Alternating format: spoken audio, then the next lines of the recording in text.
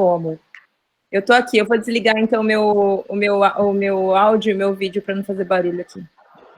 Tá. Daí vocês me chamam, Pode deixar que a tá? gente chama. Então tá.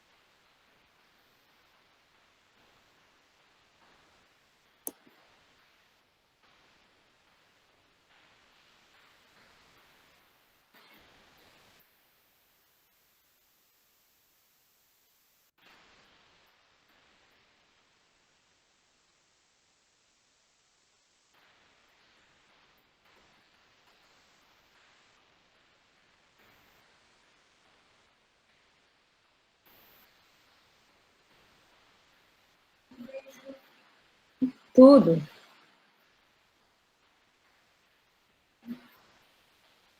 Não, tá bom.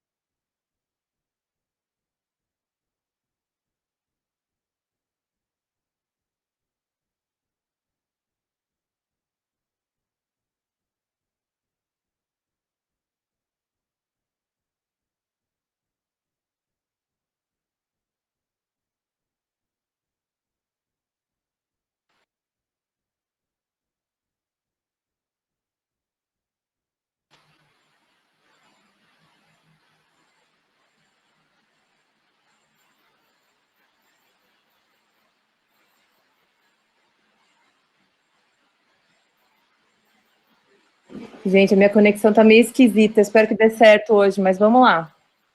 Bom, Ju, se você quiser já compartilhar a tela, pode compartilhar, viu? Tá, joia. Eu vou só mandar uma coisa. Vou mandar para Carol mesmo.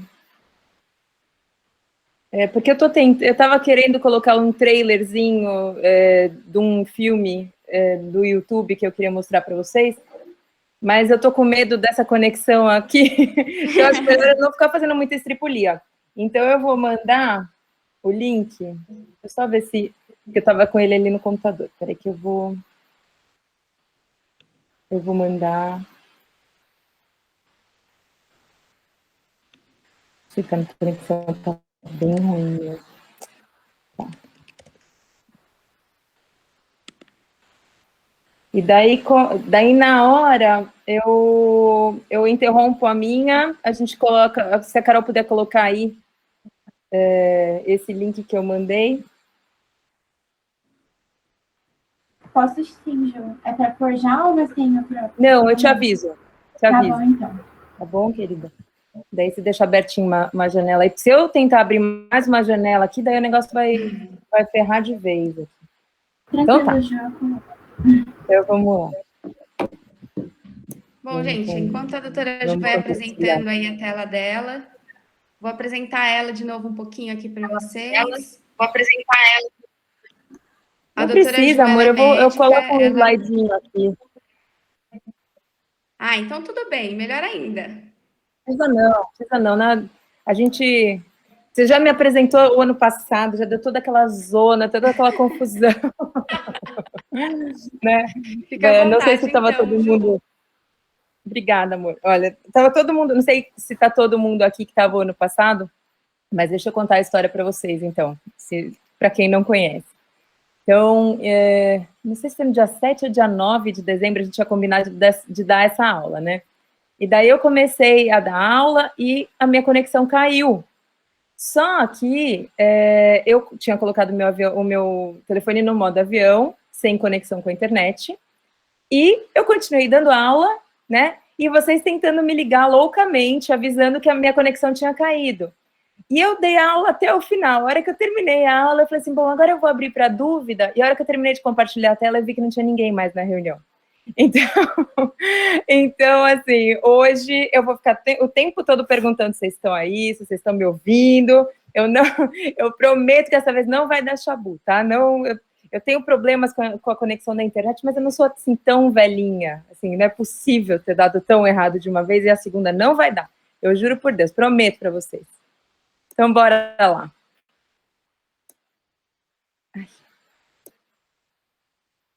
Então, primeiro a gente vai compartilhar.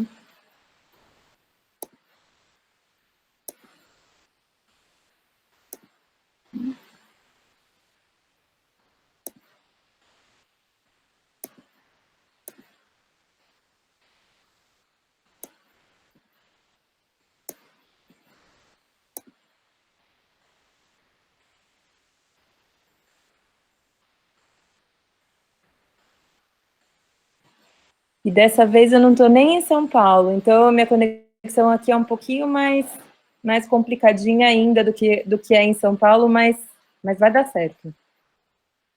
Vendo, eu fico apertando, o slide demora um pouquinho para mudar, ele começou no meio, mas não tem problema, gente. Vai dar tudo certo. Juro. Rê, vocês estão me vendo? Sim, perfeitamente. Então tá bom. Daqui a pouco eu vou perguntando de novo. Então, boa noite, pessoal. Muito obrigada por me receberem novamente. Obrigada às meninas, Carol, Rê, todo mundo que me convidou novamente. Então, assim, fico muito feliz de poder falar para vocês sobre medicina de altitude. Dessa vez, prometo falar até o final, né?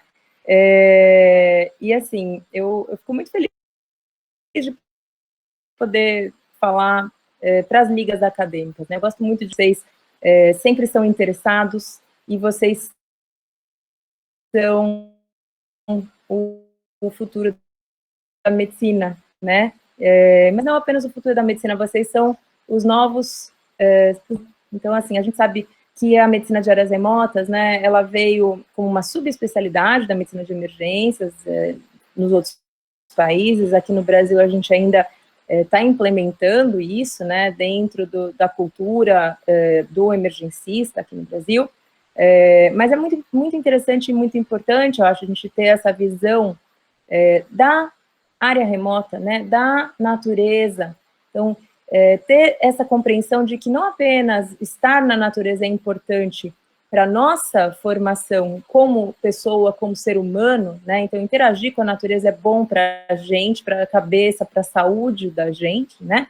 Mas também é importante do ponto de vista médico. Então, a gente entender que a nossa prática da medicina, ela não se restringe às quatro paredes do consultório ou do hospital, né? Então, a gente sempre vai ser médico quando a gente vai fazer uma trilha, vai para uma montanha, vai para o mar, vai para uma praia, a gente continua sendo médico, e quem curte fazer essas coisas, eventualmente vai acabar, né, se deparando aí com situações em que é necessário ser médico, de fato, né, então, seja por causa de uma lesão ou doença que você sofre, ou de que alguém ao seu redor pode ser acometido, né.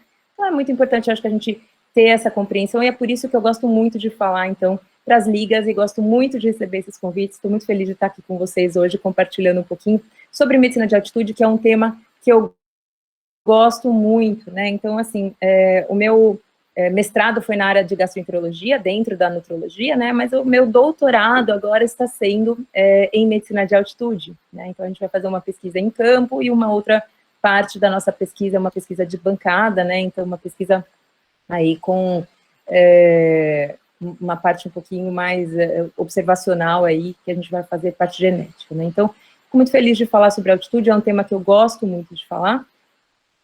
E, então, começando realmente aí a falar de altitude, acho que seria legal a gente começar definindo o que é alta altitude, né? Então, assim, o Brasil, ele é um país que não tem muitas altas altitudes, né? E o que a gente define, né? Como é que a gente define isso? Então, a maior parte dos autores hoje aceita que até 1.500 metros acima do nível do mar, a gente não considera nenhum tipo de altitude. Entre 3.500 a 5.500, altitudes muito elevadas, e acima de 5.500, altitudes extremas, né? E o que realmente é importante, né, não é nem tanto o nome disso, ou esses parâmetros, né, que são arbitrários, mas principalmente a rarefação do ar. Então, quanto mais perto a gente está da camada da terra, né, do mar, mais denso é o ar, porque a gente tem uma coluna de ar em cima da gente, de toda a atmosfera, ela tem 10 quilômetros de coluna de ar em cima da gente. Então, as moléculas do ar, elas estão prensadinhas, né? Quanto mais perto da superfície da Terra, mais prensadinho está esse ar, as moléculas estão mais próximas, como a gente pode ver logo ali embaixo. Conforme a gente vai subindo, o ar continua na mesma proporção, então a gente continua tendo, por exemplo, 21% de oxigênio no ar, só que as moléculas estão mais espaçadas. E esse espaçamento das moléculas, para cada inspiração que a gente dá por volume de ar, então vamos supor que cada um desses quadradinhos seja o volume de ar que a gente consegue captar em uma inspiração, essa é a quantidade de moléculas de cada gás que a gente vai conseguir, então, absorver em cada inspiração. Então, é fácil da gente perceber por que cada vez que a gente sobe, fica mais difícil de respirar, porque, de fato, efetivamente, é menos ar que a gente está inspirando, né? As moléculas estão mais espaçadas, a gente está inspirando menos moléculas, né? E o oxigênio está entre elas. Aqui no Brasil, como eu falei para vocês, a gente não tem muitas altas altitudes, então, a Serra da Mantiqueira é um dos lugares mais altos do Brasil, a cidade, né, onde as pessoas moram, então, os habitantes fixos da cidade mais alta do Brasil é Campos do Jordão, aqui na Serra da Mantiqueira, há uma altitude média de 1.680 metros acima do nível do mar, e o ponto mais alto do Brasil é o Pico da Neblina, né, com 3.014 metros, lá na região norte do Brasil. Ninguém habita o Pico da Neblina, né, as tribos Yanomami são as mais próximas aí, e o pessoal que está morando em São Manuel da Cachoeira, São Gabriel da Cachoeira, desculpa, São Gabriel da Cachoeira, eles estão numa altitude bem mais próxima do nível do mar, então o desnível aí é quase de 3.000 metros para chegar no cume do Pico da Neblina. Ninguém mora lá, tá? Mas seria, então, uma altitude muito elevada, né? E aqui, nos nossos vizinhos, Argentina, Chile, Peru, Bolívia, Equador, a gente tem, então, altíssimas montanhas, a gente tem a cadeia montanhosa dos Andes, né? Esse daí é o Monte Aconcagua, e fica a 6.962 metros acima do nível do mar, o cume dele, e então, a montanha mais alta do mundo, fora dos Himalaias, né? Então, assim, fora aquelas montanhas de 8.000 metros que a gente encontra lá nos Himalaias, essa é a montanha mais alta do mundo, e ela é logo aqui nossa vizinha, né? Então, um voozinho de 3 horas, mais ou menos, aí até Mendoza, e mais 1 hora e um pouquinho, a gente chega, então, na base, na entrada do Parque Nacional Aconcagua, Parque Provincial Aconcagua, na Argentina, e logo, alguns 35, 40 quilômetros depois, a gente já está aí no cume. Então, assim, a gente tem muitas altas montanhas nos cercando aqui, para quem gosta, né? Mas a medicina de altitude não é importante apenas para quem gosta de montanhismo, né? E para quem sobe montanhas. Ela é importante de saber medicina de altitude por questões econômicas, então questões, por exemplo, o turismo, né? Para países de altitude, e de novo, aqui os nossos vizinhos, né? Machu Picchu, no Peru, é uma das cidades onde a gente vê muita incidência de doenças relacionadas à altitude, né? Então, é interessante que a gente saiba disso, até do ponto de vista médico, para o aconselhamento dos viajantes, para as pessoas que vão para essas regiões, né? Do ponto de vista de saúde ocupacional, então, existem muitas pessoas que moram em locais, aqui também, novamente, da América Latina, que fazem mineração em altas altitudes, então, essa cidadezinha aí do meio, né, ela chama El Rinconada, na Bolívia, e é uma cidade onde, então, você tem uma altitude, esses mineiros, eles chegam a quase 4.000 metros de altitude aí, então, do ponto de vista de saúde ocupacional, é bastante importante, né, é bastante interessante a gente saber. E o Prêmio Nobel de Fisiologia e Medicina de 2019 foi dado a um grupo de pesquisadores que, há cerca de 30 e poucos anos atrás, descobriu uma coisa muito importante para a gente em medicina de altitude, que é o Hypoxia Inducible Factor 1-alpha, né, que é um pequeno regulador, então ele é um gene, mas também uma parte regulatória na ativação de certos genes, né, que fazem, então, a nossa adaptação à altitude, né.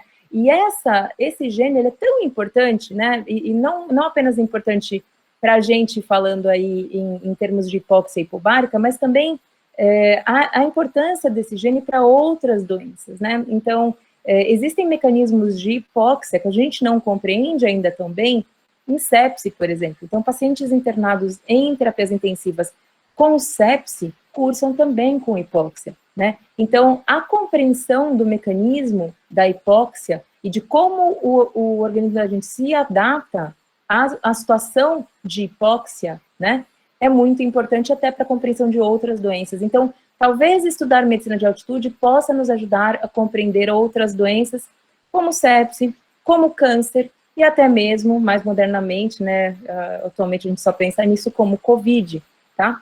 Então, a medicina de altitude, ela é, além de muito interessante, ela tem uma importância prática até para quem não gosta de montanha, tá? Tudo bem? Vocês estão me ouvindo? Perfeitamente. Então, tá bom. Então, vamos lá. O que acontece conforme a gente vai subindo? Então, não é apenas o ar que vai ficando mais rarefeito, né? A temperatura vai caindo. Então, para cada 1.000 metros que a gente sobe, 1.000 metros verticais, a gente tem uma queda média de 6,5 graus na temperatura. Então, em um determinado dia, quem está na base de uma montanha tem 6,5 graus a mais do que quem está no cume de uma montanha de 1.000 metros, por exemplo. E a cada 1.000 metros, cumulativamente. Então, é bem fácil de entender, né? E quem já foi novamente aí, por exemplo, para Campos do Jordão, você chega lá num dia muito calor, a temperatura que você sai aqui debaixo da estrada é diferente da temperatura que você chega lá em cima, é bem mais fresco, né? A umidade, ela também vai acompanhando a curva da temperatura. Então, quanto mais alto, menos umidade, né? Uma curva praticamente linear em termos de umidade. Tanto é que a linha das árvores, então, é o que a gente fala assim, a linha de crescimento das árvores, a partir de cerca de, daí depende um pouquinho da latitude, né? Mas a partir de cerca de 4.000 até 4.500 metros acima do nível do mar, não cresce mais árvore, não tem umidade suficiente para que as árvores se desenvolvam, as árvores maiores se desenvolvam. Tem arbustos, etc., mas não tem árvores, tá? E a incidência de raios ultravioleta também aumenta muito, tá?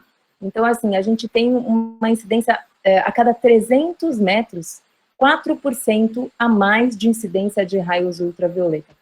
Então, a incidência de raios ultravioleta em montanhas, e principalmente em montanhas com neve, ela é bastante importante do ponto de vista de saúde. A gente nunca deve subestimar, então, queimaduras solares e queimaduras até, né, da nossa córnea. Então, ceratites por ultravioleta são bastante frequentes e muito importantes. Então, é uma das doenças mais frequentes quando a gente fala em doenças relacionadas à altitude, tá?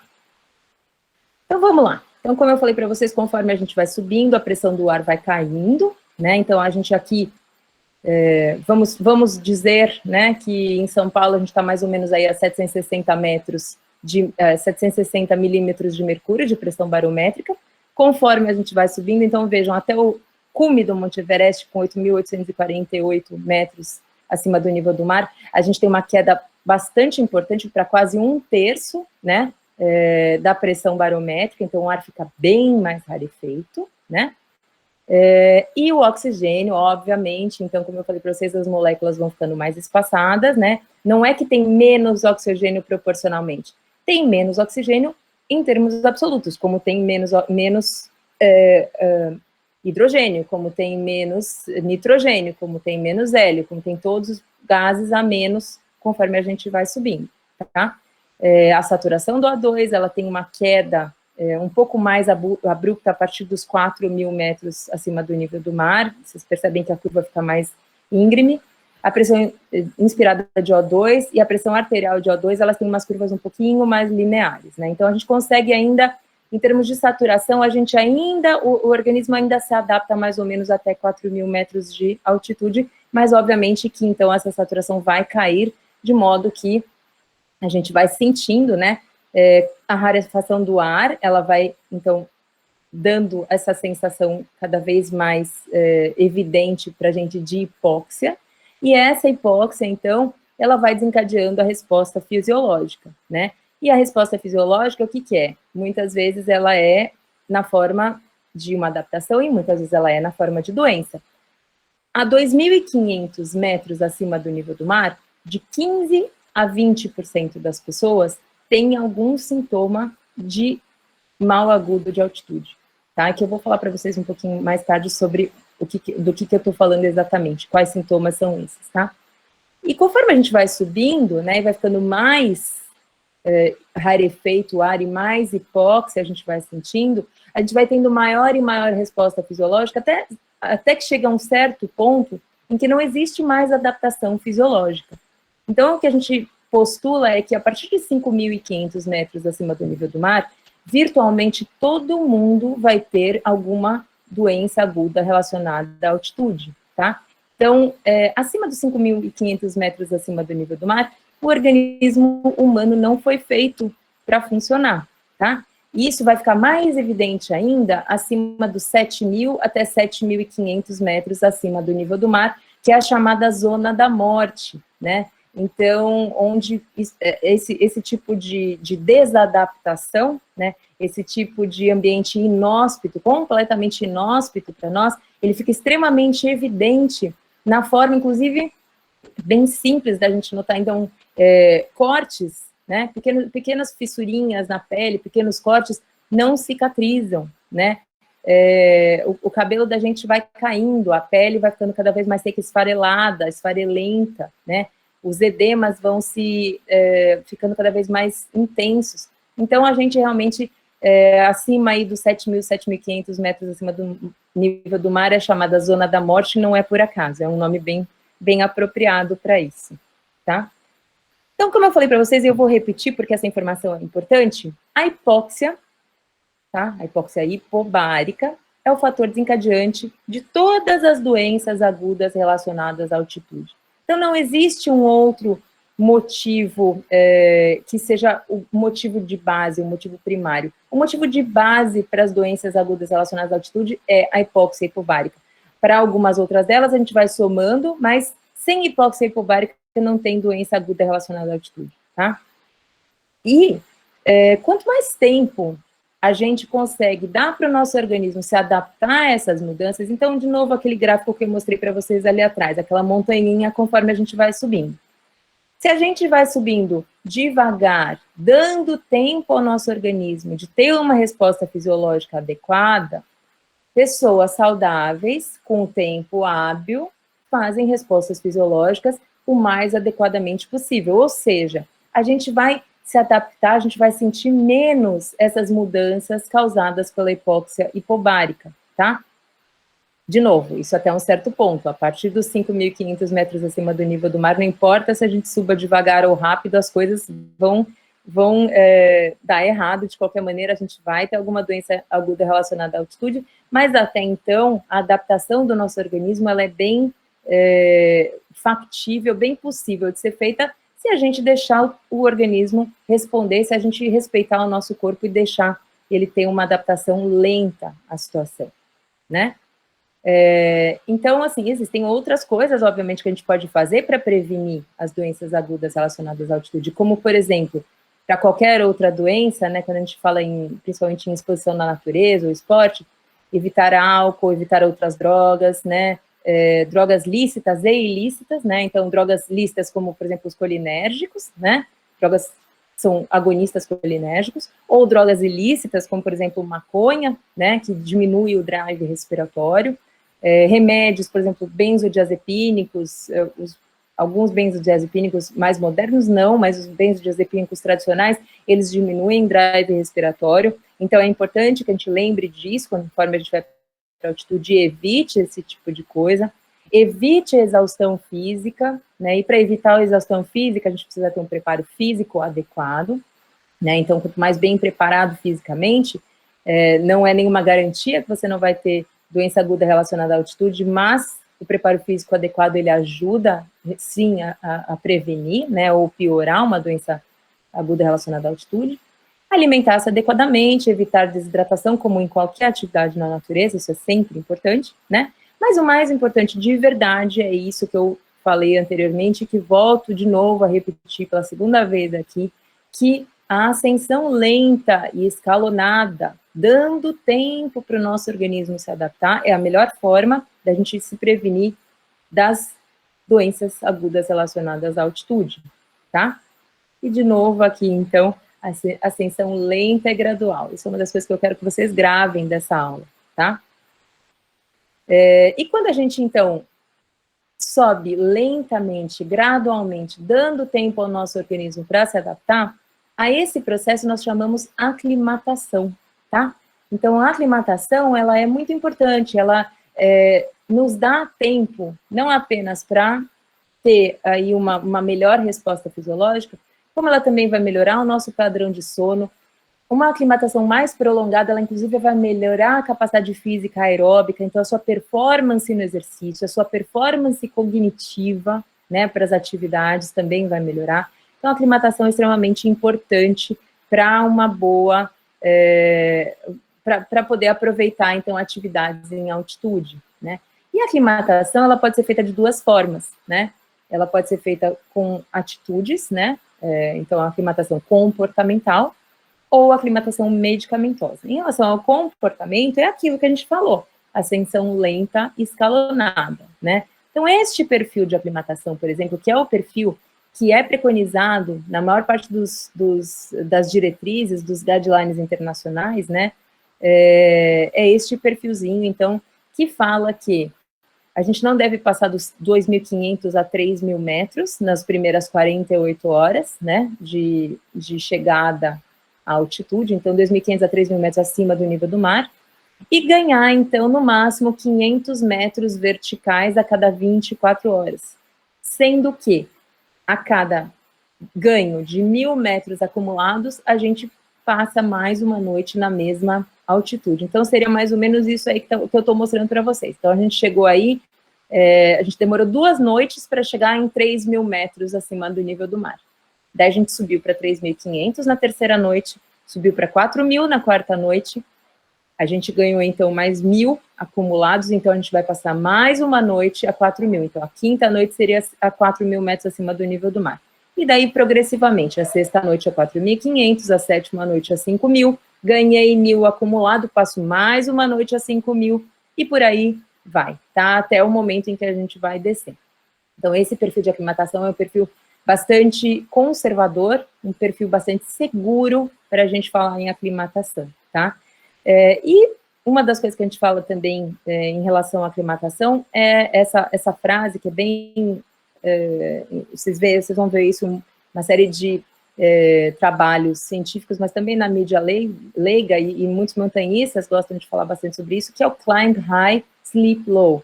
Então, o que significa isso? Significa que, por exemplo, aí da quarta para a quinta noite, né, do quarto para o quinto dia, que você passou, então, na mesma altitude, né, ou aí do sétimo para o oitavo dia, você está na mesma altitude, vai dormir na mesma altitude, não é para ficar deitado na barraca o dia inteiro, né, para você se aclimatar melhor, você deve fazer uma atividade física aeróbica. Então, de novo, nesse dia você vai, por exemplo, subir algumas centenas de metros verticais e voltar para dormir a 4.000 metros de altitude. Esses são ciclos de aclimatação, né? Então, esse climb high, sleep low são ciclos de aclimatação. Para quem gosta de acompanhar a temporada, por exemplo, do Monte Everest, né? Ou do K2, ou qualquer outra montanha de 8.000 dos Himalaias, esses ciclos de aclimatação são muito importantes. Então, a gente vê os montanhistas subindo, fazendo, né, sobe o campo 1, campo 2, daí volta para dormir no campo base, daí volta de novo para o campo 1, dorme no campo 1, daí sobe para o 2, 3, volta para dormir no 1. Então, é aquela coisa que você fala assim, bom, sobe, sobe, desce, desce, né? Por que já não sobe e fica lá esperando? Não, porque o perfil de aclimatação mais adequado para a pessoa estar mais forte dentro da montanha é esse, tá? E tem a parte de aclimatação, então, medicamentosa, né?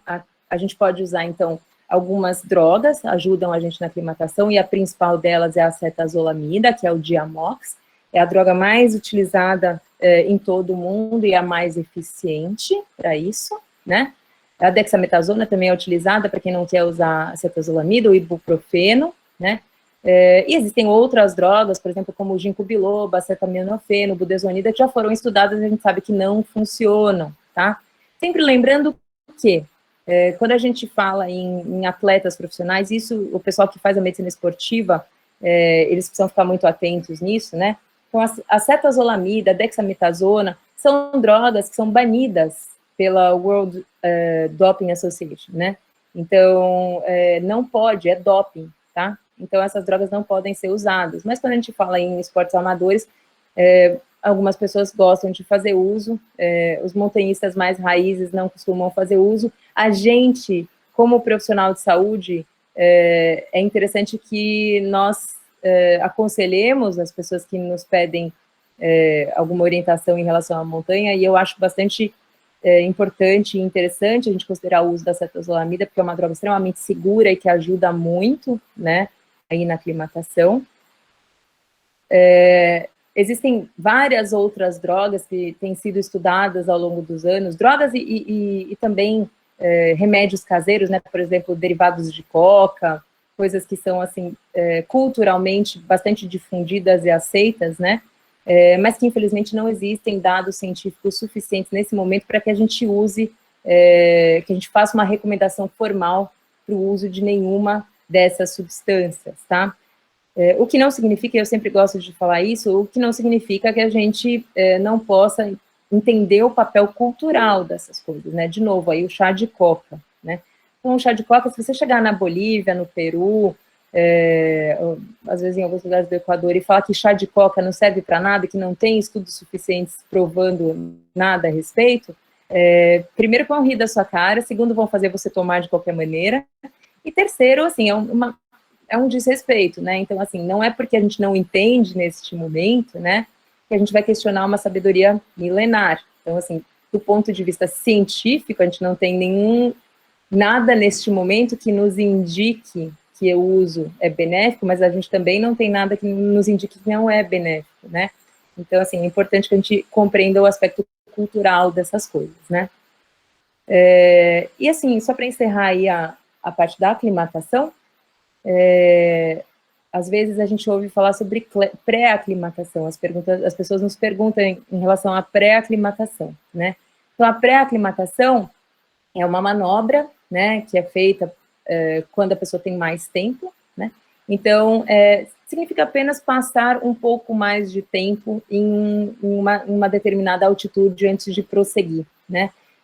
Então, por exemplo, se você tem a oportunidade, o tempo e os meios financeiros de passar um tempo mais prolongado a 4.000 metros, né, 1, 2 semanas a 4.000 metros, provavelmente você vai estar mais apto a seguir adiante para os 8.000 metros, né? Então, isso é uma das coisas que a gente tem observado, que realmente as pessoas, é um N pequeno, os estudos são com Ns pequenos de pessoas, mas a gente percebe que realmente, fisiologicamente, esse tipo de manobra é uma manobra que tem sucesso. E existem protocolos de pré-aclimatação sem altitude, então com tendas hipóxicas, né? Então, o que a gente chama de pré-aclimatação intermitente. Então, a pessoa compra uma tenda hipóxica, né? Ela é uma barraca, e essa pessoa, então, vai dormir dentro de uma barraca sob pressão, na verdade, é uma pressão negativa, né? Então, a gente tem uma tenda hipóxica, ela vai simular uma altitude, mas é hipóxia apenas, não hipobárica, né? Então, não é exatamente o ambiente de altitude. Existem alguns protocolos em relação a isso, os protocolos são bastante heterogêneos, de novo, Ns pequenos.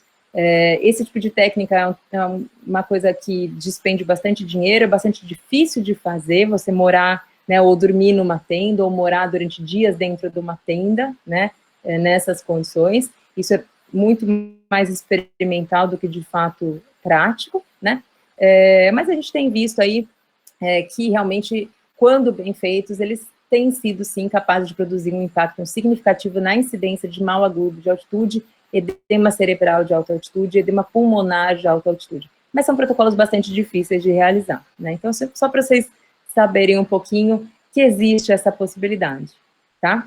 Tudo bem até agora? Estão me ouvindo direitinho? Perfeitamente. Então, bora lá.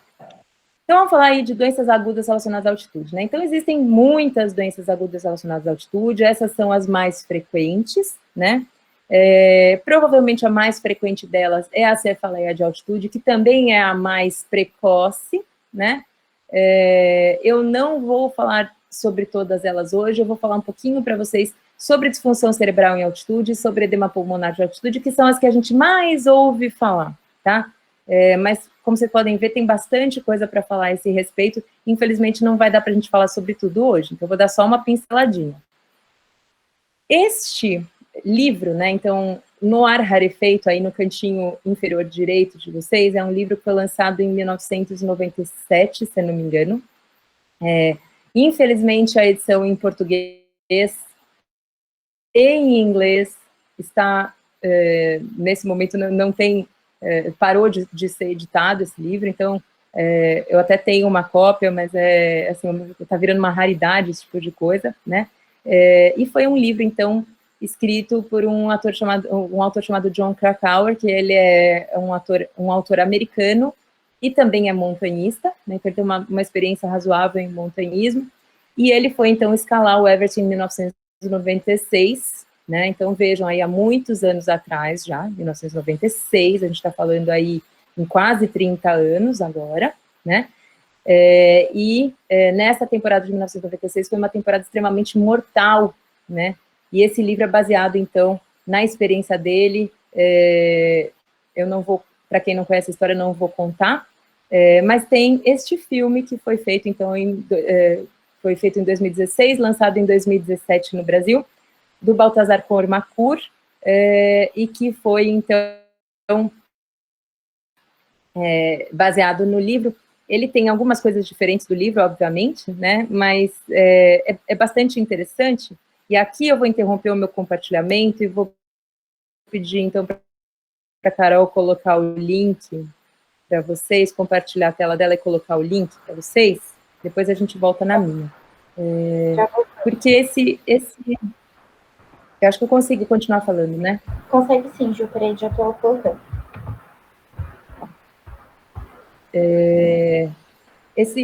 Eu acho bastante interessante, não apenas porque, assim, o começo do filme, tudo até chegar na alta montanha, né, tudo até chegar no acampamento base do Monte Everest, ele é filmado, de fato, no Nepal, então, assim, são imagens muito bonitas, né, inclusive a caminhada até o acampamento base do Monte Everest é essa mesma, né, tá entrando aí. A hora que puder soltar, pode me falar, Ju, que eu já solto. Oi? A hora que puder dar play, você já me avisa que eu já solto. Pode dar. Então, assim, e é legal porque ele mostra, infelizmente, mas ele mostra muitas doenças relacionadas à altitude, né?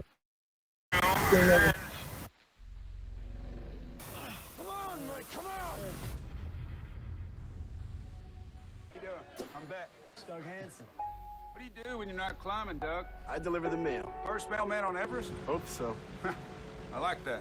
Então, aí, tudo no Nepal, realmente. But Everest is the most dangerous place on Earth.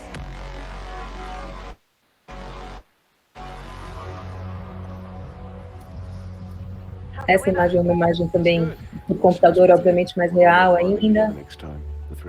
What about your wife? Oh, she's been fine with it ever since we divorced. Good morning, people! If it isn't the mayor of base camp, sit down, man. Climatize. Então, ele fala climatize-se, antize-se, né? Quem traduziu aí a legenda não sabia medicina de altitude. Essa frase é ótima, né? O ser humano não foi feito para funcionar nessa altitude, isso é verdade.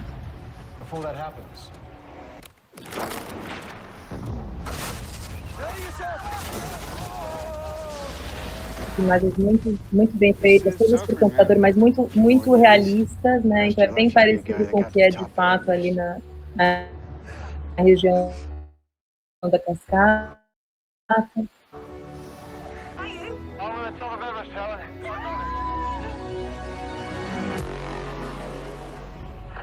E agora o trailer tem uns spoilerzinhos. As coisas começam a dar errado.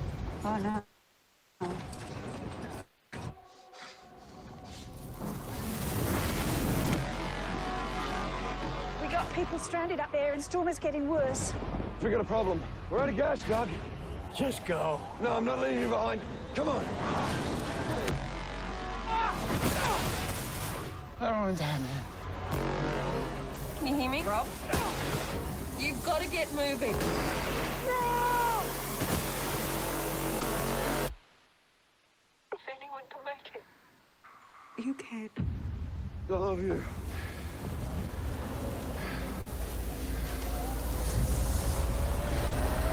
Então é isso.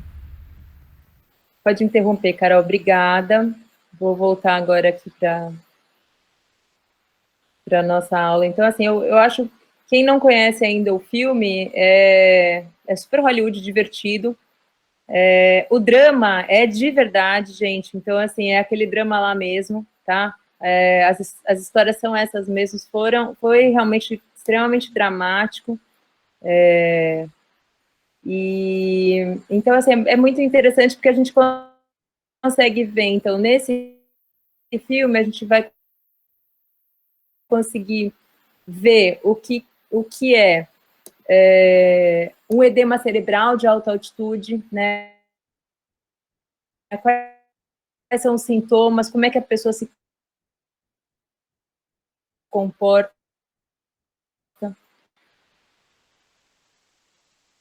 O mal agudo de altitude, né? Tem a cegueira de altitude, né? Um dos participantes tem, não é ceratite, é a cegueira de altitude, né? Mas é bem evidente isso. Tem edema pulmonar, então, assim, é muito interessante esse filme. Ele mostra com um grau de detalhamento até bastante interessante e não foge muito do que seriam realmente os sintomas de verdade. Então, é muito bem descrito, muito bem feito. Tem uns atores super legais, então, assim, eu recomendo, acho super... Eu sou super fã desse filme, assim, eu gosto muito, apesar da tragédia, né? E essa tragédia é realmente uma tristeza, mas isso marcou, então, toda a história do montanhismo, de modo que muitas coisas mudaram a partir daí, inclusive a forma que as expedições guiadas, as expedições comerciais para o Monte Everest e para outras montanhas também dos Himalaias,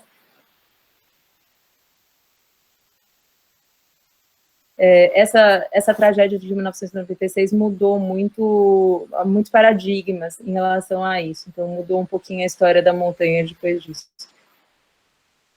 Eu recomendo, acho interessante, tá?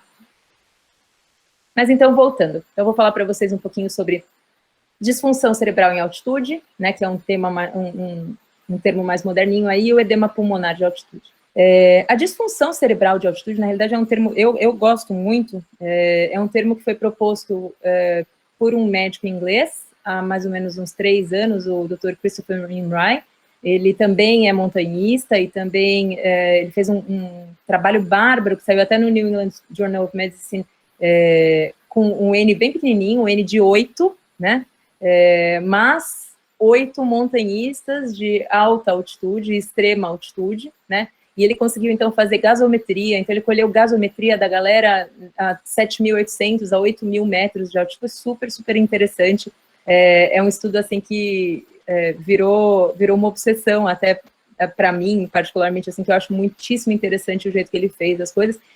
E, embora ele não seja neurologista, ele é cirurgião vascular, né, mas ele cunhou esse termo de disfunção cerebral em altitude, né, que é, então, essa combinação é uma síndrome, né, é a hipóxia hipobárica, somada a uma atividade física intensa, a uma diminuição da oferta de oxigênio, então, de novo, não é porque tem proporcionalmente, mais um aumento intracerebral, né, é o aumento do volume do cérebro, né, associado à contenção da caixa craniana. Então, tudo isso somado vai, então, ocasionar uma síndrome de disfunção cerebral em altitude. E essa síndrome compreende duas doenças, principalmente, uma série de outras também, mas principalmente duas que são as mais frequentes, né, que é o mal agudo de altitude e o edema cerebral de acute mountain sickness, de mal de altitude, de mal da montanha, de mal agudo da montanha. Então, existem várias denominações aí. Aqui no Brasil a gente chama de mal agudo de altitude mais modernamente, né? E tanto o mal agudo de altitude como o edema cerebral de alta altitude, né? Antigamente eles eram considerados duas doenças distintas e separadas, eles eram estudados separadamente. Hoje a gente compreende que eles são dois espectros da mesma doença, e é uma doença que cursa inicialmente aí, desencadeada por hipóxia, depois a gente vai ter uma deformidade, né, uma deformidade vascular, então a gente vai ter um problema vascular e de volume, né, então um problema de volume vascular, intravascular, então de sangue e de volume de tecidos, principalmente o tecido cerebral.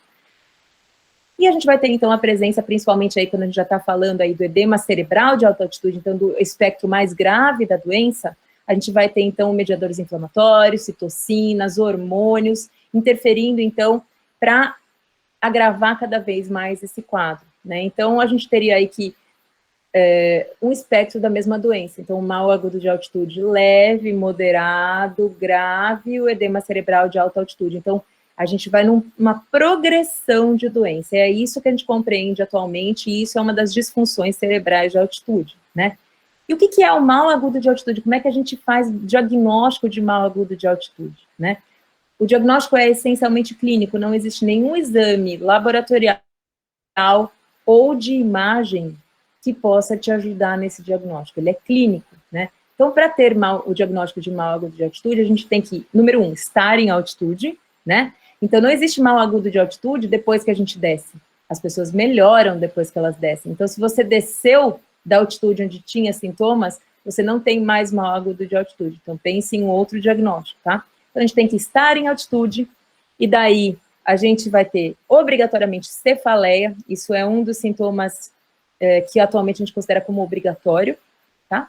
E daí, além desses dois, pelo menos um desses outros 4, né? Então, algum mal-estar gastrointestinal, anorexia, náuseas e vômitos, fraqueza ou fadiga, tontura ou vertigem, e dificuldade para dormir, ou sono de má qualidade, ou despertares frequentes, enfim, algum distúrbio do sono, tá?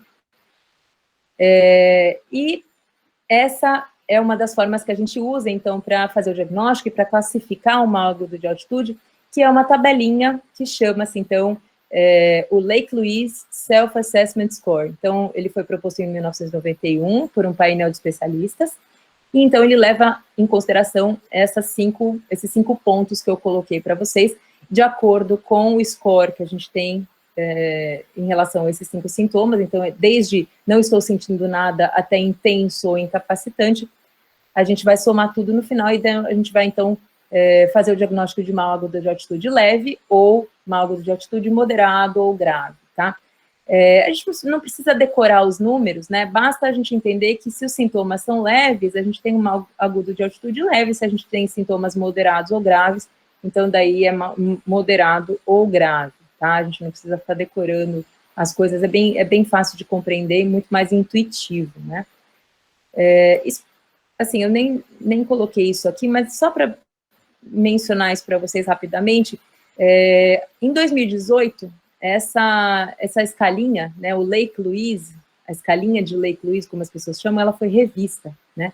Porque o Self-Assessment Score, então, como o próprio nome diz, o paciente se auto-acessa, né? Porque, geralmente, a gente não tem um médico em todas as expedições e em todos os momentos de uma expedição, infelizmente, né? Então, o questionário, ele é feito pelo próprio paciente, ele é respondido pelo próprio paciente, ou muitas vezes os guias de montanha auxiliam aí no preenchimento, enfim. Mas, do ponto de vista de pesquisa, a gente percebeu, né, a comunidade internacional percebeu em 2018 que os sintomas em relação ao sono não eram sintomas que definiriam a doença, né? Então, os distúrbios do sono seriam uma doença separadamente, então não entrariam dentro do diagnóstico. Então, o Lake Louise, a partir de 2018, ele é um Lake Louise que considera apenas dor de cabeça, apetite, náuseas ou vômitos, cansaço ou fraqueza e tontura ou vertigem. Ele não leva mais em consideração os distúrbios do sono, tá? Mas esse Lake Louise de 2018, ele só serve para fins de pesquisa, ou seja, ele só deve ser usado quando é aplicado por um pesquisador da área de saúde. Então, ele continua sendo usado só por nós profissionais de saúde. Na montanha, a gente vai continuar vendo esse Lake Louise tradicional aí de 1991, e que é o que é para ser usado, tá? Ele é mais sensível em termos de aplicação populacional. Mas então, vamos lá. Então, o mal agudo de altitude, né? São esses os sintomas que eu falei para vocês, né? Então, a gente vai ter que ter cefaleia e mais um daqueles 4, pelo menos um daqueles 4, né? E o tratamento, ele vai depender, então, se a gente tem um mal agudo de altitude leve, a gente pode simplesmente interromper a subida e ficar aguardando até melhorar os sintomas, ou se começa a ficar mais grave, a gente vai descer esse paciente, tá? E também, de novo, se a gente tem um mal agudo de altitude moderado ou grave, a gente vai usar também medicação. E qual é a medicação, né? É a dexametasona ou a acetazolamida. A gente já vai, então, associar aí nestes casos, tá? E a prevenção, eu vou até colocar aqui um pouquinho em cada um e vou repetir de novo aqui para vocês. A subida lenta, escalonada, né? Ou usar acetazolamida ou dexametasona, como eu também falei lá no começo para vocês. Então, a acetazolamida e a dexametasona, elas servem não apenas para fazer a profilaxia, né, de mal agudo de altitude, por exemplo, mas, de novo, lembrem lá do começo, ela serve para aclimatação, principalmente a acetazolamida serve bem para aclimatação. Então, ela vai melhorar tudo, padrão de sono, etc e tal, tá? E o edema cerebral, então, de alta altitude, depois, né, raramente vocês vão ver um quadro que abre com edema cerebral de alta altitude, então, como eu disse para vocês, é um espectro mais grave de uma doença. Então, se você tem um paciente que abriu o quadro, entre aspas, com edema cerebral de alta altitude, é porque essa pessoa provavelmente vinha sentindo sintomas de mal agudo de altitude pregressamente e não falou nada para ninguém, porque atletas não apenas atletas profissionais, mas atletas amadores também, existe uma série de confundidores aí, né, e uma série de motivos pelos quais as pessoas acabam não falando muito sobre os seus sintomas, né, por medo de ser excluído da expedição, por medo de se sentir um elo fraco, por orgulho, porque não quer perder o dinheiro daquela viagem. Então, muitas vezes isso pode acontecer, né, quer continuar participando da situação e acaba não falando para vocês que está sentindo progressivamente cada vez mais sintomas, de repente abre o quadro, então, aí, com uma alteração de nível de consciência, com ataxia, né, então, assim, 60% dos casos de edema cerebral de alta altitude tem ataxia. Antigamente, a gente achava que a ataxia era um sintoma sine qua non para edema cerebral de alta altitude. Não é. Vejam que é apenas 60% dos casos. Mas é muito, muito sensível. Então, se você tem ataxia, você pode ter certeza absoluta que essa pessoa não tem outra coisa a não ser edema cerebral de alta altitude. É raríssimo você abrir um quadro, por exemplo, de um AVC cerebelar na montanha. Você tem que pensar em edema cerebral de alta altitude se tem ataxia, tá? E daí essa pessoa vai ficando cada vez mais cansada, mais sonolenta, ela pode ter paralisia, né, de nervos cranianos, então começar a ficar com desvio de rima, aptose palpebral, hemiplegia, hemiparesia, e essa pessoa, se não for interrompida, essa cascata inflamatória, esse aumento do volume cerebral, como a gente pode ver aí nessas imagens desse grupo brasileiro, tão bem feitinhas aí, essa pessoa vai tendo, então, um aumento muito grande do volume cerebral, um aumento muito grande dos mediadores inflamatórios, mediadores hormonais, essa pessoa vai rebaixando cada vez mais, evolui para coma e morre, né? Então, o edema cerebral de alta altitude é o espectro mais grave da disfunção cerebral de alta altitude, e ele deve ser interrompido, ele deve ser considerado uma emergência clínica, tá? A pessoa morre, tá? Então, essa pessoa tem que obrigatoriamente descer entre 500 e 1.000 metros verticais, tá? Então, não é parar de subir, não é esperar um pouquinho, respirar um pouquinho para ver se melhora, não. Essa pessoa tem que descer entre 500 e 1.000 metros verticais. Ela tem que iniciar imediatamente uma dose de ataque de dexametasona e uma dose de manutenção de dexametasona, tá? E se ela não puder descer por algum motivo, porque está de noite, porque teve uma avalanche, porque está nevando, porque não tem quem desça junto com ela e ela está atáxica, então essa pessoa pode ser colocada dentro de uma câmara hiperbárica portátil, que é essa Gamov Bag, né? Ela é bem conhecida de todo mundo que vai para a montanha, então é uma câmara hiperbárica portátil, ela fica dobradinha, ela cabe numa mochila, ela pesa, ela tem um peso razoável, entre 6 e 10 quilos, mais ou menos, então ela é possível de ser levada em expedições, né? E você coloca, então, o seu paciente que está aí com edema cerebral de alta altitude dentro dessa salsicha, abre o zíperzinho, coloca ele dentro, fecha o zíper, ele é um zíper estanque, como roupa seca de mergulho, por exemplo, não vaza nenhum ar por aí, e você, através desse caninho, e um foleyzinho, você vai lá e bombeia ar dentro dessa câmara, tá? É ar normal, não, você pode até colocar oxigênio, se tiver, mas não precisa necessariamente, tá? Não existe a necessidade pura. E o bombear o ar sob pressão lá dentro já é o suficiente para a gente simular um ambiente que seja até 1.000 metros verticais mais baixo. Então, a pessoa se sente rapidamente muito melhor, tá? Isso é muito legal, é um ótimo dispositivo que a gente pode usar, é um dispositivo que não é muito caro, etc. Porém, ele nunca deve ser a primeira alternativa. A primeira alternativa é sempre descer. E a gente nunca deve, então, falar, não, ao invés de descer, eu vou usar a Gamov Bag. Não, a gente deve descer. A Gamov Bag, ela é a segunda alternativa, tá? No caso da gente realmente não poder descer, tá? E como no mal agudo de altitude, como eu falei para vocês, é a mesma doença, o que a gente vai fazer como prevenção? Como em qualquer outra doença, a gente vai subir lenta e escalonadamente, né? E também aqui a gente vai usar, então, a acetazolamida ou dexametasona. Eu não vou entrar aqui, existem alguns critérios que a gente utiliza para dizer se o paciente tem, se o montanhista, né, tem ou não indicação de fazer profilaxia medicamentosa. Então, quem é que deveria ou não deveria usar acetazolamida, usar dexametasona antes de ir para a montanha? Não vou entrar nisso hoje com vocês, tá? Porque isso é um outro tema para um outro dia, tá? Mas quem já teve, por exemplo, edema cerebral de alta altitude ou tem mal agudo de altitude com uma certa frequência, são pessoas que são bons candidatos, né? É fácil da gente entender isso, tá?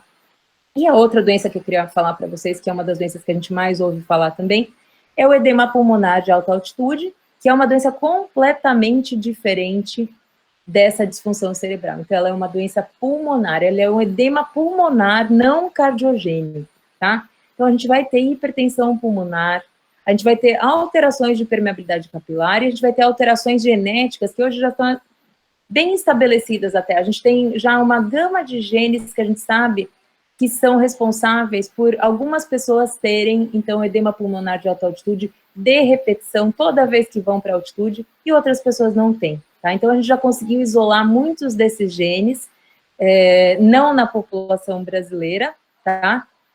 E nem na população sul-americana, a gente não tem nenhum estudo ainda feito no nosso continente, o nosso estudo que a gente está conduzindo agora provavelmente vai conseguir mostrar isso, né, mas por enquanto a gente ainda não tem nada para a nossa população. Vamos ver se de repente para nós também é assim, tá? A gente tem isso nas populações americanas e asiáticas, mas para nós a gente ainda não conseguiu ver, vamos ver se vai ou não, tá? Mas o edema pulmonar de alta altitude, então, para vocês entenderem, é uma doença completamente diferente, ela é localizada no pulmão. Ela também, de novo, é ocasionada pela hipóxia, como todas as outras que eu falei para vocês, mas ela tem essas características muito, muito marcantes. E ela, infelizmente, ainda a gente não consegue entender qual é o mecanismo fisiopatológico muito bem. Por que acontecem essas alterações de permeabilidade capilar tão evidentes, tão importantes? Por que a gente tem essa hipertensão pulmonar e essa inundação pulmonar tão rapidamente? A gente ainda, infelizmente, não consegue compreender isso, tá? E a gente vê, então, esses pacientes que têm o edema pulmonar de alta altitude, né, eles muitas vezes vão ter também, né, como os pacientes que tiveram mal agudo de altitude, eles vão ter cefaleia, eles vão ter algum tipo de mal-estar, eles vão ter algum tipo de distúrbio do sono, tá? Então, cerca de 50% dos casos das pessoas que têm edema pulmonar de alta altitude, as pessoas vão ter esses outros sintomas também. E por isso que antigamente, e antigamente não é tanto tempo atrás, vamos dizer, há uns 15 anos atrás, acreditava-se que as doenças tinham algum tipo de correlação. Hoje a gente sabe que elas não têm. O que acontece é que as pessoas cursam, dentro do quadro de edema pulmonar de alta altitude, existe também um curso em paralelo de mal agudo de altitude, geralmente leve, tá? Mas são doenças separadas, elas não têm nenhum tipo de fator correspondente entre elas, nem a fisiopatologia é bem diferente uma da outra, tá?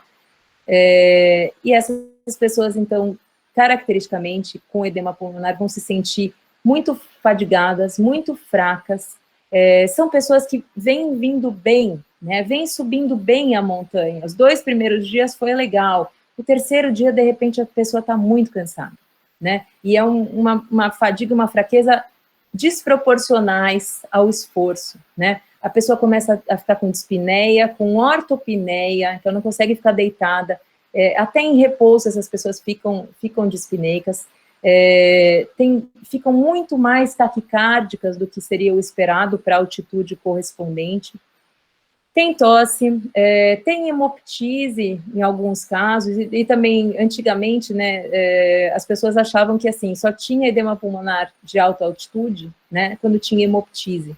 Então, vejam que apenas 6% dos casos têm hemoptise, então a gente sabe disso hoje. Então, se você ficar esperando aí a pessoa tossir sangue para fazer o diagnóstico, provavelmente vai ser tarde demais, né? Essas pessoas ficam extremamente cianóticas, né? Então, a dispneia é realmente muito, muito evidente, muito importante, né? E as saturações de oxigênio são, assim, assustadoras, é algo surreal. Vou dizer para vocês que a gente teve um caso que eu acompanhei, de um colega que tinha uma saturação de 47%, né? Então, assim, é o tipo da coisa, eu não tirei foto naquela ocasião, né, do oxímetro, essa é uma outra foto, mas é uma coisa que você, realmente, assim, em qualquer outra situação, seria absolutamente incompatível com a vida, não dá para imaginar que uma pessoa assim estaria viva, se não houvesse algum grau de adaptação à altitude, né, então é muito interessante, né.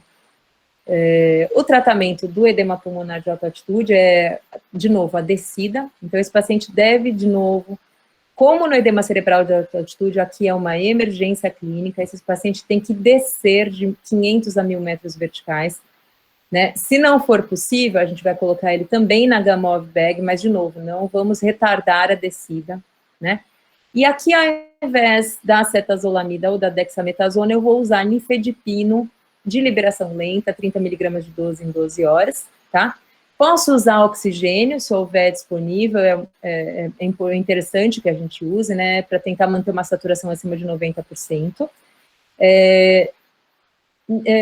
Tadalafil, sildenafil e outras drogas, né, alguns agonistas, beta-agonistas, inalatórios, também podem ser usados, eles são 2ª e 3ª linha, eu nem coloquei aqui para a gente não confundir, não ficar falando do que não importa hoje, vamos falar do que realmente interessa. Então, é descer nifedipino e oxigênio, tá? E, de novo, aqui, para prevenção, a gente vai subir lenta e escalonadamente, mas a gente já sabe hoje, infelizmente, que quem tem edema pulmonar de alta altitude provavelmente vai ter, de novo, porque o componente genético é extremamente importante. Então, essas pessoas raramente vão ter edema apenas uma vez, né? Então, assim, geralmente elas vão ter mais do que uma vez na vida, então essas pessoas merecem quimioprofilaxia com nifedipino e dexametasona nesses casos recorrentes, se elas ainda insistem em continuar voltando para a montanha, né? E quem gosta de montanha vai querer voltar para a montanha sempre.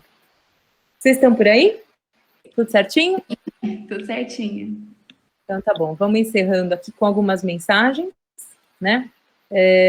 Então, as doenças agudas relacionadas à altitude são dose dependentes da hipóxia, então eu quero de novo que vocês lembrem daqueles gráficozinhos da montanha que eu coloquei lá no começo, né? Então, conforme a gente vai subindo, cada vez mais a gente vai tendo uma proporção de pessoas que vão ficando doentes, sendo que acima dos 5.500 metros de altitude, a gente vai ter, então, aí praticamente 100% das pessoas tendo algum tipo de doença aguda relacionada à altitude. Então, quanto mais hipóxia, maior é a chance da gente ter uma doença relacionada à altitude, né?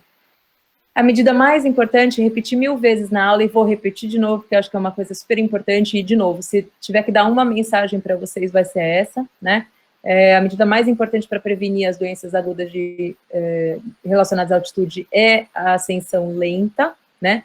A medida mais eficiente para o tratamento das doenças relacionadas à altitude é descer, então, não apenas, né, para o mal agudo de altitude, edema cerebral de alta altitude, edema pulmonar de alta altitude, mas para as outras doenças todas, né? Se a hipóxia é o fator causal, vamos tirar o fator causal e essa pessoa vai melhorar.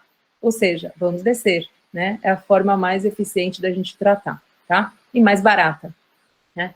E as montanhas, apesar do filme, etc e tal, e das coisas que eu falei aqui hoje, são coisas que acontecem na minoria dos casos. As montanhas são ambientes seguros para quem sabe se preparar, são ambientes extremamente interessantes, imponentes e que fazem a gente superar os nossos desafios, os nossos limites.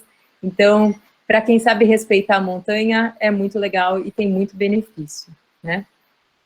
Eu queria, então, convidar vocês, estamos encerrando aqui, queria convidar vocês, para quem não conhece ainda, o nosso Instagram de trabalho, que é o da empresa Medexa_WildMed. Lá a gente coloca não apenas conteúdo sobre altitude, mas sobre outros temas importantes em medicina de áreas remotas, e também compartilha oportunidades como essa de dar aula para essa galera legal, como vocês, né?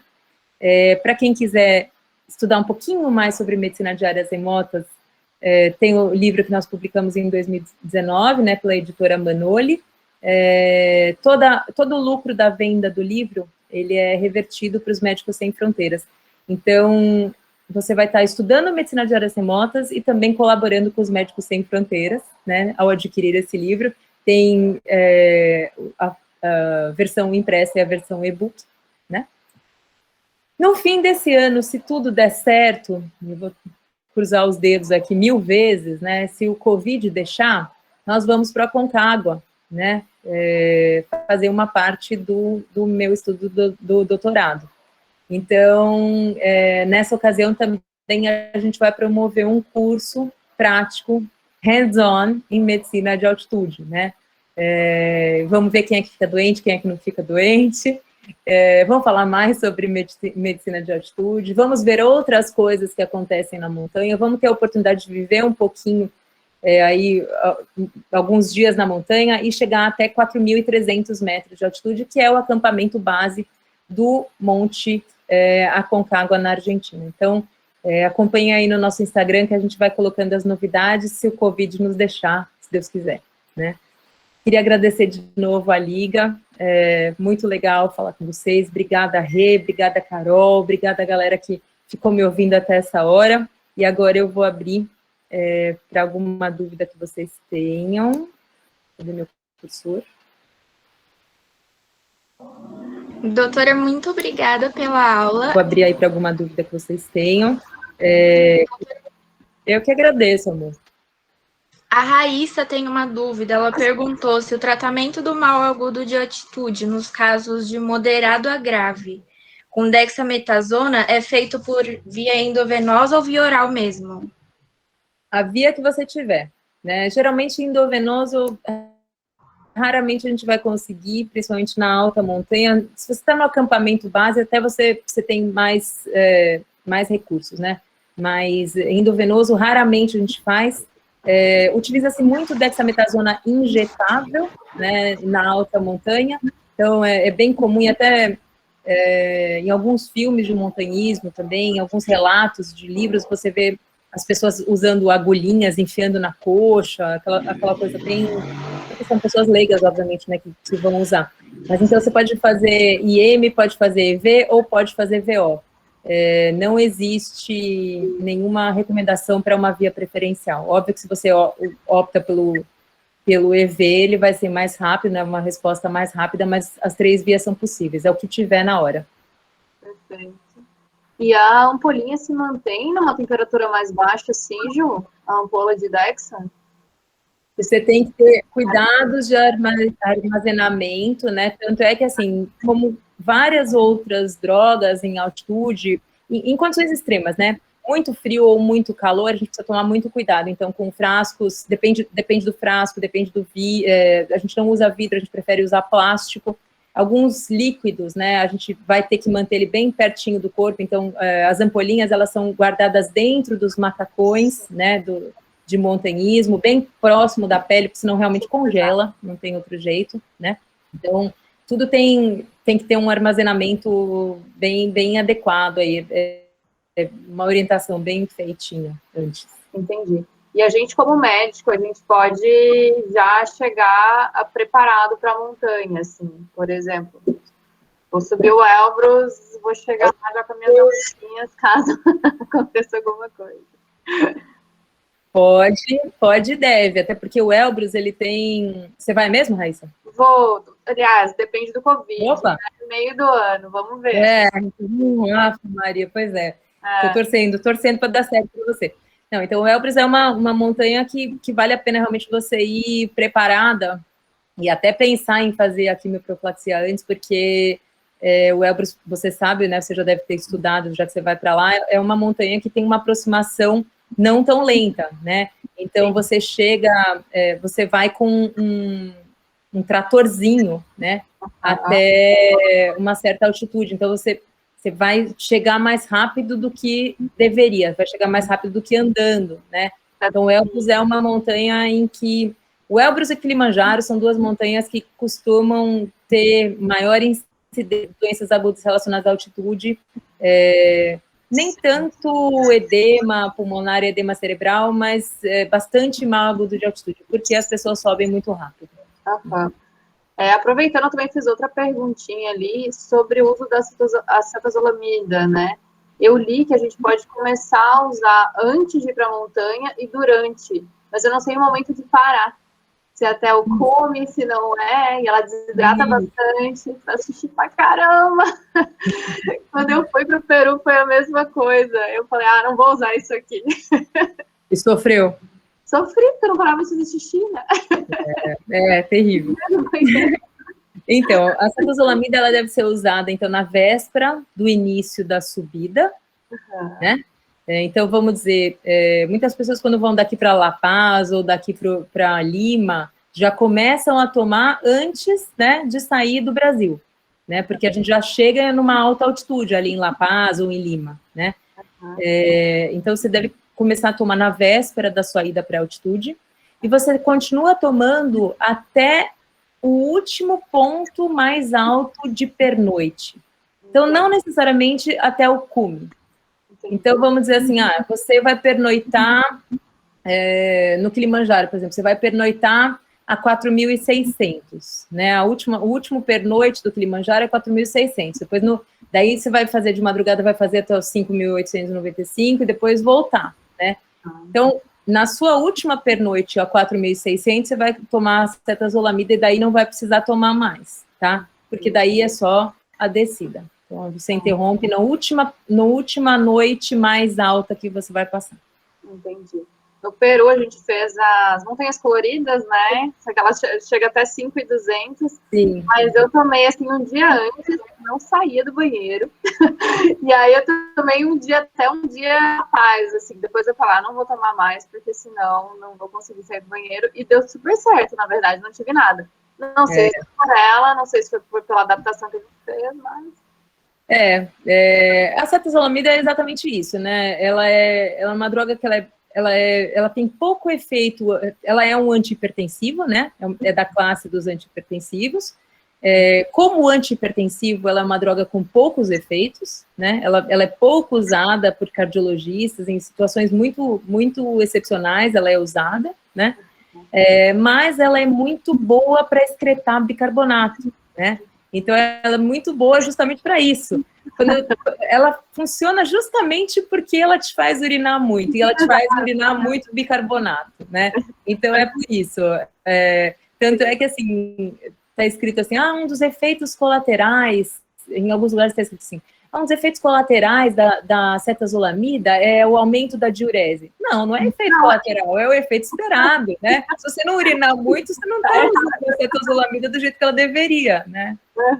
Então, assim, é um pouco inconveniente, mas é melhor que passar mal. Tá joia. Obrigada. Nada.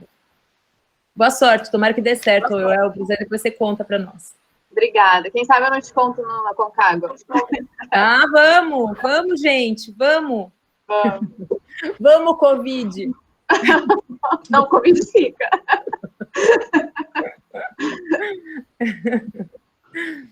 Doutora, o João Vitor perguntou se a angiogênese é maior nas populações que vivem em altitudes elevadas. João Vitor, olha, isso aí tem uma alma de pesquisador. Então, o RIF1-alfa, né, que a gente tinha, que eu comentei com vocês, que foi inclusive o assunto do Nobel de 2019, né, de medicina, entre outras coisas, ele ativa alguns genes responsáveis por angiogênese, né?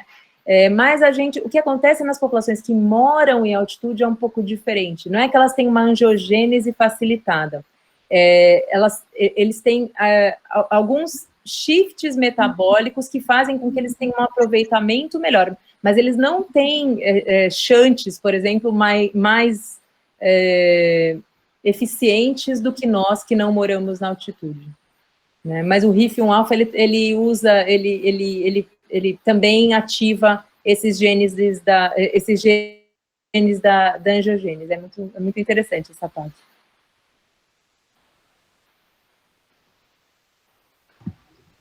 O Léo perguntou qual é a dinâmica para quando alguém precisa passar mal e precisa descer.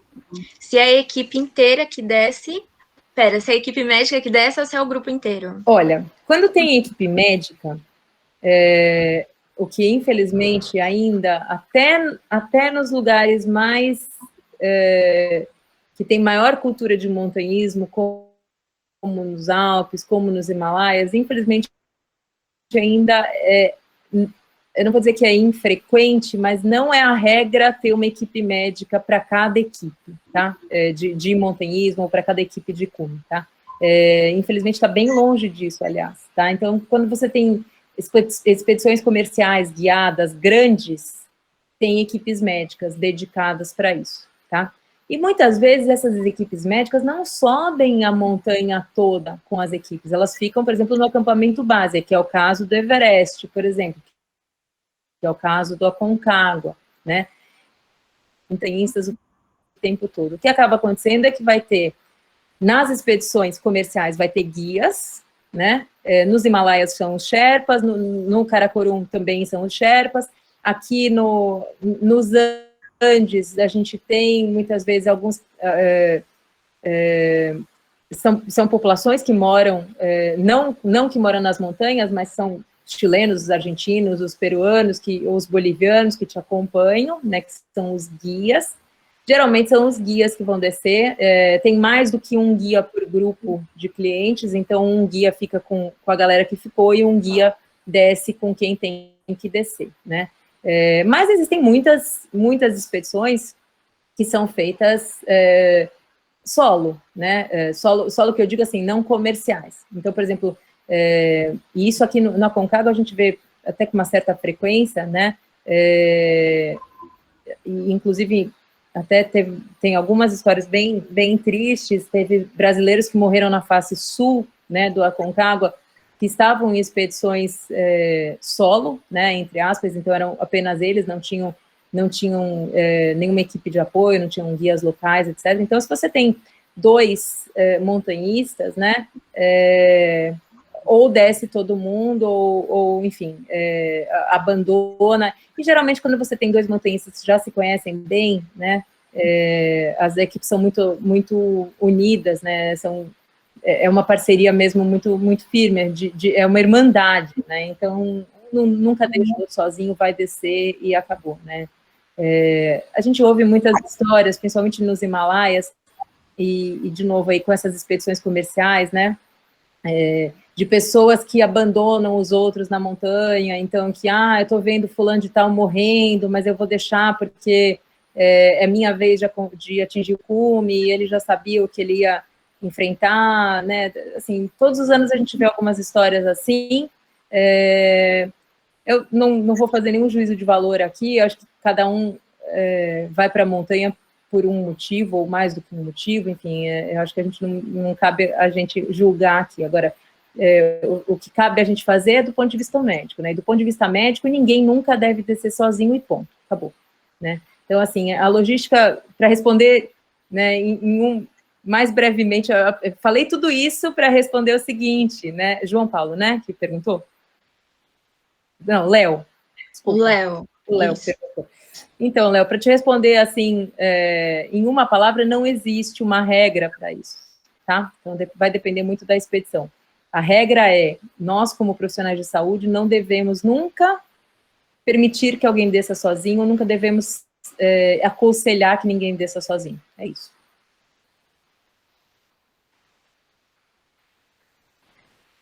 Ju, eu acho que tem mais alguém perguntando aqui sobre aquele estudo que você falou. Qual que é o nome do estudo das gases? Eu posso mandar para vocês? Eu vou achar ele aqui e eu mando para vocês. O do New England, né? Isso. Deve ser. É super legal. Eu tenho ele salvinho aqui e daí eu mando para vocês. É super legal. Perfeito. Eu mando para vocês e daí vocês compartilham, pode ser? Pode sim. Então tá bom, combinado. Bom, gente, eu acho que não tem mais pergunta, né? E eu fico à disposição, se alguém lembrar de alguma coisa, depois quiser me perguntar lá no Instagram, é só escrever lá para o Medexa, que se não for eu que vou ler, alguém me passa. Eu mandei o forms de presença, gente, no chat, então não esqueçam de preencher. Ju, muito obrigada pela aula. Eu que agradeço, gente. Eu sou super sua fã, eu sempre falo isso. Muito obrigada. Eu também sou todo carinho. Obrigada, querida. Um super beijo para você. Muito obrigada pelo convite de novo. Para todos vocês, obrigada pela paciência de me ouvir e um beijão, boa noite. Obrigada, Ju. Boa noite, gente. Obrigada, Ju. Boa noite.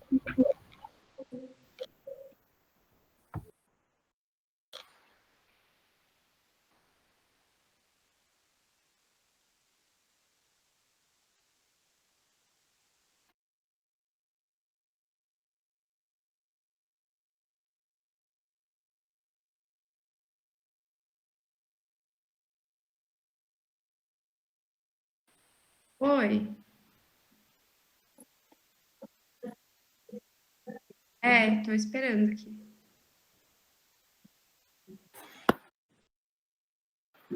Fica.